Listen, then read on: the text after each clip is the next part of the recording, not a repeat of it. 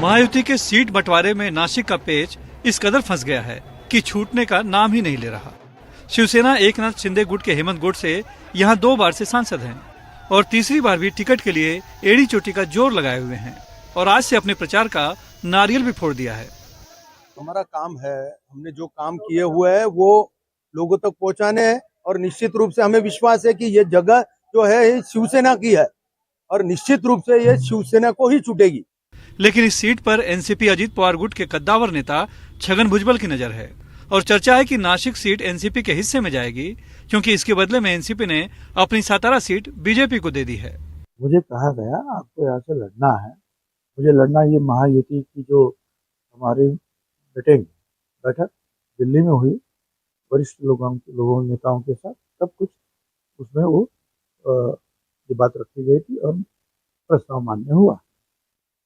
नासिक से हेमंत गोडसे की तुलना में छगन भुजबल का कद भले बड़ा हो, लेकिन हेमंत गोडसे नासिक से 2 बार से सांसद हैं और 2019 के चुनाव में छगन भुजबल को 2,92,000 के करीब मतों से हरा चुके हैं। इस लिहाज से देखा जाए तो हेमंत गोडसे का पलड़ा भारी नजर आता है। इसके अलावा मराठा भुजबल से नाराज हैं, वो अलग।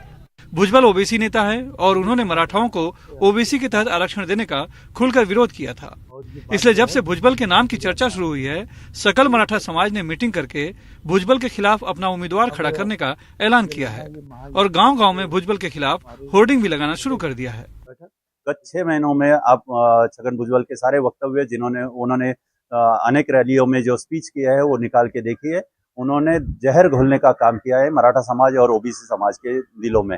तो अभी ओबीसी समाज और मराठा समाज दोनों ने तय कर लिया है कि ऐसा राजनेता हमको नहीं चाहिए और मराठा समाज ने अब ये ठान ली है कि छगन भुजबल की राजनीति समाप्त करके ही मराठा समाज दम लेगा और आने वाले चुनाव में अगर बीजेपी या महायुति ने छगन भुजबल को उम्मीदवार के तौर पे नासिक लोकसभा चुनाव क्षेत्र में उतारा तो मराठा समाज ने उनको परास्त करने की ठान ली है।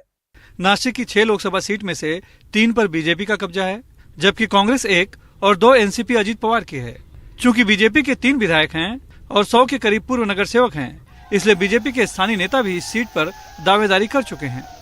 हर पार्टी के लोग अपनी अपनी पार्टी के नेताओं के पास मांग रखने के लिए जाते हैं। जैसे शिवसेना के लोग गए थे, उन्होंने उनकी बाजू वहाँ पे रखी।